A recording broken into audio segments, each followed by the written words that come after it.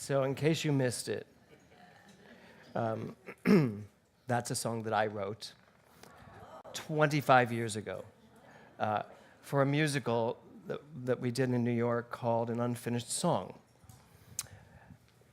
It's very interesting when you look at something you wrote 25 years ago and you look at the person that wrote that. Because even though it was written for a character in that musical, it was still me. And actually, it was written for the character in the musical that I identified with anyway. So the title of my talk today is Who's Keeping Score? And I asked Kevin to sing this, not knowing what this week was going to be like. But I want to look at some of the lyrics at the beginning. You may hear them for the first time. Just kidding. I couldn't resist. Because you said it, you apologized, so I thought, I will never live that down. There goes a 29-year marriage down the drain. Yes. So, yeah. Love only, forgive everything. And remember who I am. So, okay. So it starts with, I don't know what I'm doing, but I do it every day. I make more money, I drink more coffee, and I find more clever things to say. Now, mind you, this is all me. I don't know where I'm going, but I go there every day. I go to movies, I go to parties, and I go and run away. I run from a place I've never been to a place where I think I can then begin to know what I've been missing. That I would miss no more mornings, no more evenings, no more days of keeping score with myself. How much more of myself am I willing to lose? I was so attached 25 years ago to who I was supposed to be that I really did not pay attention to who I wanted to be. And I was successful. I was starring in Broadway shows. I had a brand new off-Broadway musical that I had written everything for, because I am way overachieving in my life. I wrote the book, music, and lyrics. I directed it, choreographed it.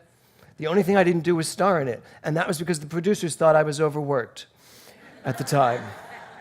But right after it closed in New York, we took it somewhere else, and I starred in it too. And that's when it succeeded. And looking back at that person, if you looked at me back then, you thought, wow, this guy's really successful, he's healthy, he's doing great in his life. But there was something inside of me that wasn't happy. There's something inside of me that just knew there was something else. But in this month of new beginnings, one of the things I'm really noticing is you cannot make a new beginning when you are still holding on to an old ending and not knowing that it's really something that should be ending. And it's not that my career should have ended, it's that I should have been willing at that moment, not shoulda, coulda, woulda. It would have been great if at that moment I actually honored what was coming inside of me. Now, what's interesting is it wasn't long after that I heard Dr. David Walker speak. And when he did speak, that little thing inside of me was no longer that little thing inside of me. I remember that very day sitting there. And now I'd already been through Catholicism, Buddhism, as I always say, Marianne Williamsonism. I'd been through all of it. And Unity of New York. But still, that little thing was still there, and certainly Eric Butterworth helped me to explore it. But it wasn't until I heard Dr. David Walker speak the words of Ernest Holmes that little thing inside burst open into a million pieces, and I could never go back. And I remember David always used to say, once you hear the truth, you can't pretend you didn't. That was so annoying. Don't you all find that? When you leave here on a Sunday and you're like, oh my God, he just literally lit a light on me. Now what am I supposed to do? Because that's what I try to do. Put a light on myself, how this science relates to me and what it's done to me, what it's done for me. So, David spoke the truth, and I just instantly, I was like, oh my God, this is it. This is that thing inside of me. And the irony is, I was here in LA when that happened. My career was bursting. I just signed with CAA as a director, writer, actor. My musical was here, a big hit. People loved it. And I'm like, oh, this really isn't what I want to be doing, not full time. Imagine turning to your husband and saying, I think I'll be a minister instead of this successful Hollywood person. I mean, Kevin's first reaction, I think he just did a double take. He was like, no. But when something inside of you says, this is your path, you can ignore it. You can avoid it. And that's really what this month has been about for me. Where am I still avoiding? Where am I still keeping score with something I say I want to be, and perhaps there's something bigger that is looming in here? How many of you can relate to this? Right? So the title of my talk, as I said, is Who's Keeping Score? When we spend mental time, when we spend emotional consciousness trying to identify ourselves with something back here, we are literally blocking our life. I came into meditation today, and Karen Oxrider did a beautiful meditation, and it was guided at first. And I noticed that my mind was having trouble shutting off. This week has been very heavy for me.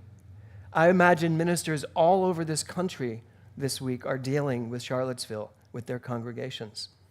I'm sure they're dealing with Barcelona. They're dealing with all that's been going on, all of the myriad of positioning and opinion and judgments. So I've had this little bit of heaviness. And as I sat here today in meditation, I thought to myself, this is what keeping score is all about. This is what this song is all about. We keep score with the things we think we should be thinking about instead of, as Karen asked us to do, drop it all and let something bigger come through. Let something more loving come through. Let something more authentic come through. And I struggled all through meditation. I mean, there's a lot going on in this world. There's a lot going on in this center. There's a lot going on in my heart. And yet, I was able to accomplish it. Because I'm a minister. No.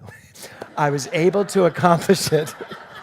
Not because I'm a minister. I was able to accomplish it because, well, first of all, because this beautiful woman set up a consciousness and an energy in the room that was kind of hard to defy, And I let it go. And then those 10, 15 minutes, everything just kind of opened up. So I invite you to meditation. Try to get here a little early and join us in meditation. Everything kind of just fell away. So in the middle of this song, it says, keeping score with myself. How much more of myself am I willing to lose? Keeping score with the world. How many of you are keeping score with the world? How many of you are paying so much attention to what's going on in the world? And I'm not suggesting that we don't. I'm suggesting that perhaps we are a little too infatuated with it. That we are just a little too preoccupied with what he said, she said. We're a little bit too preoccupied with the governing of this country at the moment. I hear it everywhere. And I know everyone has a right to their own opinion, and bless you, and believe me, everyone has their own opinion on this. Everyone has a right to it. But it's the use of mind that's really needs addressing. How much of your mind are you using? How much of your day are you spending? How much of your life are you spending keeping score with all the things that are going on in the world? He said this, she said this, this person. There's a man at the center of our government right now who, some of you are probably going to not know how I came up with this, but who needs our love. Not our condemnation. I did not vote for him, but I will not be part of the condemnation team. So And by the way, that just means you're using your mind in the right way. It doesn't mean you ignore what's going on. It doesn't mean you condone what's going on. It doesn't mean you don't do whatever you need to do to shift this consciousness, but it's got to come from love. It can't come from condemnation. Because if it does, we will be living in a world like we have lived in this week, and this week will seem like paradise. And it's up to us to turn this around. Keeping score with the world. So the question really becomes, what are we willing to relearn in our lives? This is all about new beginnings this month. But what I want to really ask you is, what are you willing to relearn? You know, my whole ministry is about understanding that I am God, that I am the expression of the divine, and that when I choose to live from that, my life is amazing. That's what my whole ministry is about. Not an easy task to go out in the world and say, I am God. In fact, just this week, I met with someone who brought that out into the world, and she sat with me and explained what had happened when she brought it out in the world, and interestingly enough, to a practitioner from another center. And she said I am God. She said, here's what we're learning at our center. I am God, and I'm really feeling good about that. And this other person had such a hard time with it that it became a fight. No, not a fist fight. Yeah, they struck each other.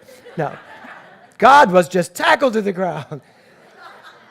No, but it became very hard, and it ended in that we can't talk about this. That's the energy. It's not going to stop me from saying it. It's not going to stop me from trying to expand it and explore it. In Karen's treatment today, she said, I am one with God. And I get that. You can never be one with something, and yet that's the phrase that will bring us to I am God.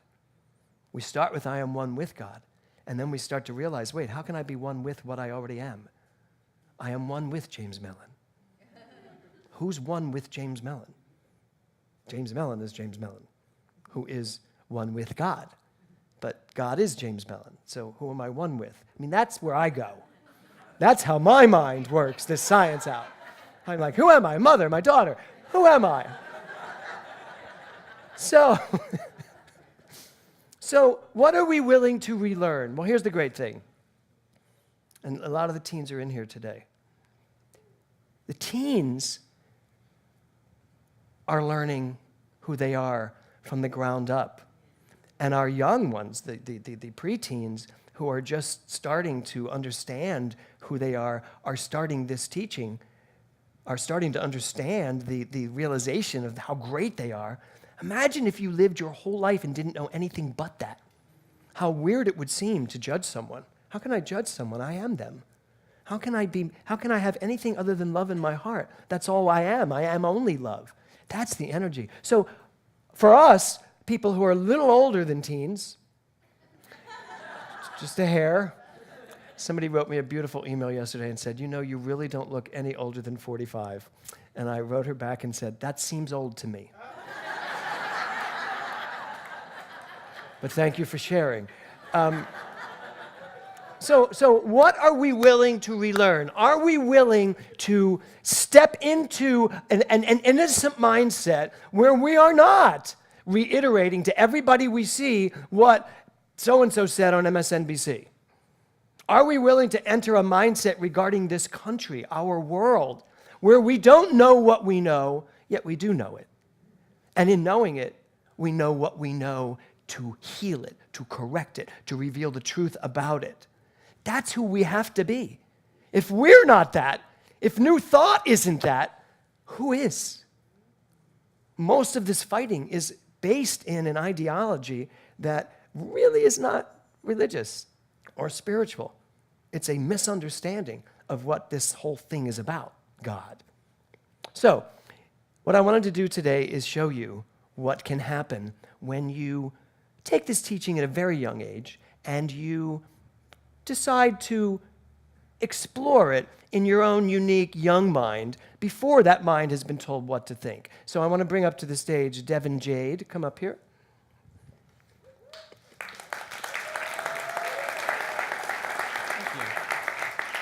So the teens all went off to teen camp, And Connie Milner, who teaches, works with our youth here, she sent me the video of him at teen camp doing this. And when I watched it, I cried. I was amazed. Aw. I didn't know that. I did, yeah, I cried. But I cry a lot. No.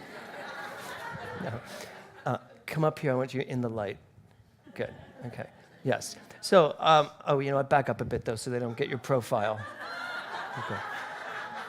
So he wrote this. Why did you write this? When did you write this? This was an assignment in my creative writing class last year. The only prompt was to write a slam poem. A slam poem. So his prompt was to write a slam poem in his writing class. Imagine that class when this is what they got.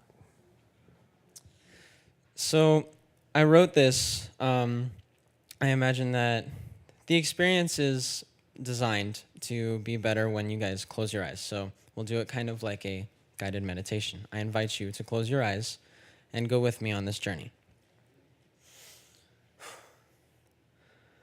I walk through life blinded by tears and advertisements. The weight of it all pulls down on my shoulders. It buckles my knees and it smacks me down. My hands are outstretched and my eyes are glued shut by the discharge accumulated from years and years of sleep. I've slept for so long, my body refuses to return. It's been so long, I might as well just keep sleeping. This is the song of my people. But not today. No, on this morning, I can see the soft, beckoning orange light playfully wave from the inside of my eyes. I reach for it. I reach just to be closer. I reach for help. Show me how to see again. And a breeze passes through my body. But I don't shiver. I'm alive. What is this? Teach me how to see, embody me, and show me. My heart grows and grows and explodes. My body dissolves. I am not me. I am all. I am here. Now, sing in me, O Muse. Hi. Nice to see you again. It's me, God. You may recognize me as the fellow who came up here to read you his poem. Trust me, he's fine. Say hi, Devin. Hi. We're not so different, he and I. He's me and I'm him. This is coming from him. But whenever you hear it, it's always from me. Right now, he's on hold. I don't have much time. I got to give James the spotlight back. Something's been grinding my gears a little. Nobody's getting damned or smited. I don't even have that kind of power. You do. I'll clarify. I understand some of you may have some beef with me, but I won't apologize. Yeah, I'm God, but that doesn't mean toss the blame of all you think is wrong with the world onto me. I'm not the God who grants salvation. I've never met him. I'm God because it seemed like the best name to get your attention. And so it was. You can call me the universe, source, spirit, the something with a capital S, life, love. My personal favorite is the force, but it's really whatever you like. A rose by any other name would smell as sweet. But the best name for what I'd like to express is you. I am you. You're the one with the power of salvation, of sin, of forgiveness. You're the one who decides who and what shows up in your life. You call the shots, you write the movie, you write the story, you direct the movie. I take this opportunity to finally get you to listen, for my sake. Just listen. Are you ready? I want you to know that you are perfect. Okay, and there may be a little bit of immediate disbelief, but let me present my case. Everybody on this planet is doing their absolute best. You are doing your absolute best. You may see it differently. Trust me, you're doing an amazing job.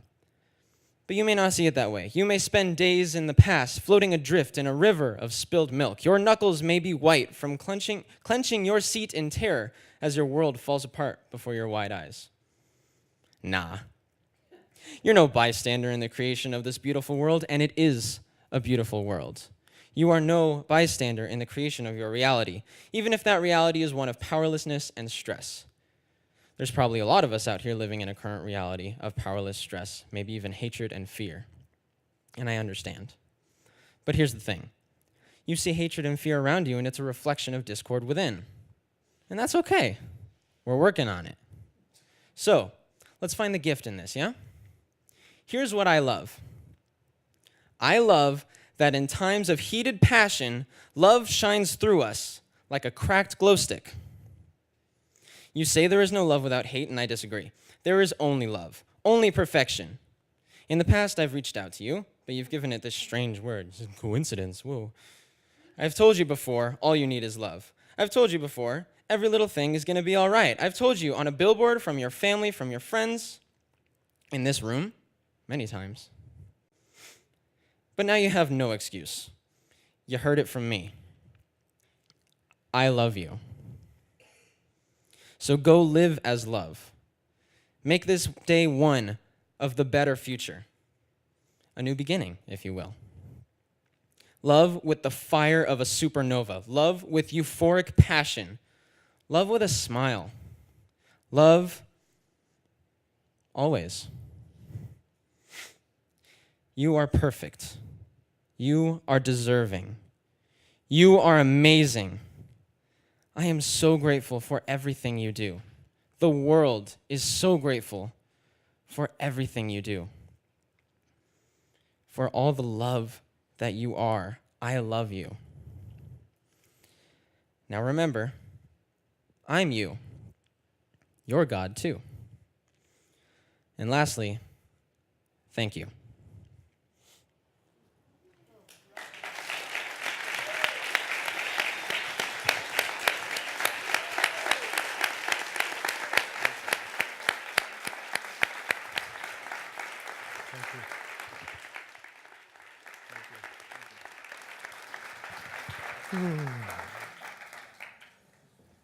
Imagine it being the teacher that got that. That little essay, that little slam poetry. So,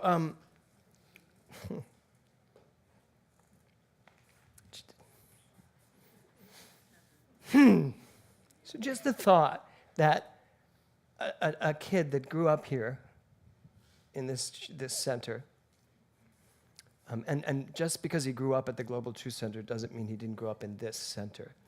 That's what this is. Would write that. You know, we're doing our job if that's what the next generation's getting out of this teaching. So when I was in the desert on my vacation, there was a moment in the morning when I was walking the dogs, and it was like 115 degrees and very hot. And I let the dogs off the leash way out in the desert, and I was walking, and then they were running and playing, and I just was getting hotter and hotter. And I suddenly thought to myself, this is how Moses felt.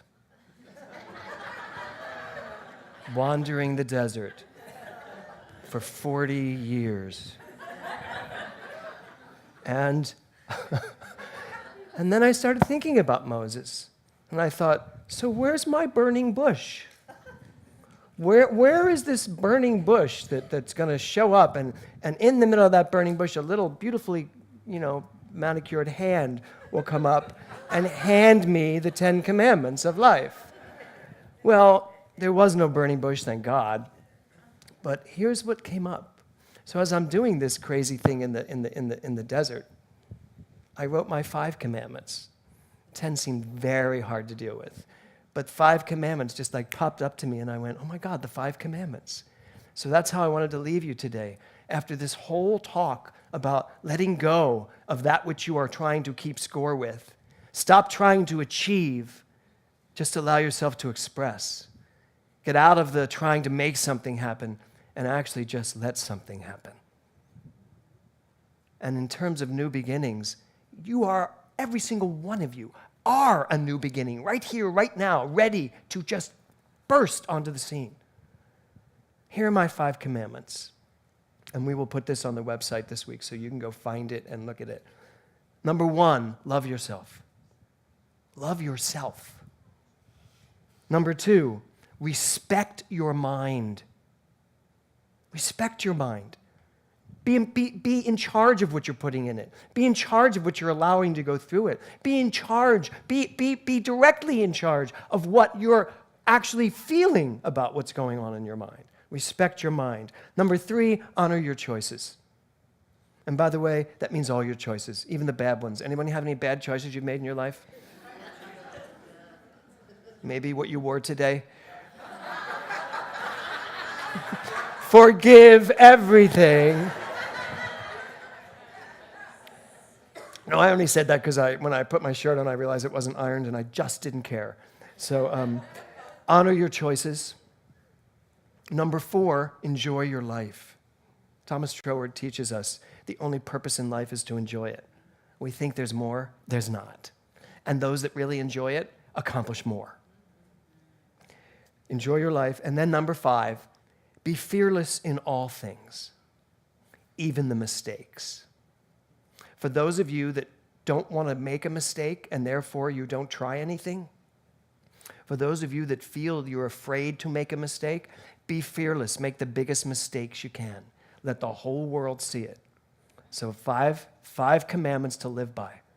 Love yourself, respect your mind, honor your choices, enjoy your life, be fearless in all be fearless in all things, even the mistakes. You know, Devin just stood up here and spoke as God. It was an essay, but he actually gets it, how God speaks. God does have a sense of humor. God does see our mistakes because I see my own mistakes, and that is what God is. So let's just take it from the mouths of the youth.